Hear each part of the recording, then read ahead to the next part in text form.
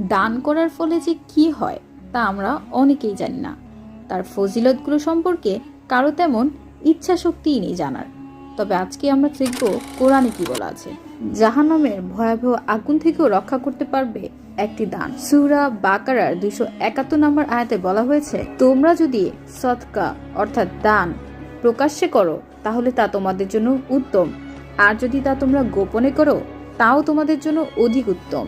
তিনি তোমাদের গুনাহসমূহ মাফ করে দিবেন। আর তোমরা যে আমলই করো তা সম্পর্কে মহান আল্লাহ সম্যক অবহিত।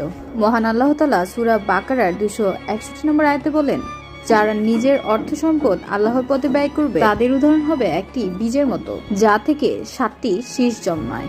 অর্থাৎ বোঝা যাচ্ছে একটি দান বা সাদকা থেকে আমরা অনেক বেশি উপকার লাভ করব। আল্লাহ তাআলা আরো বিভিন্ন জায়গায় এই সদকা এবং দানের কথা বলেন।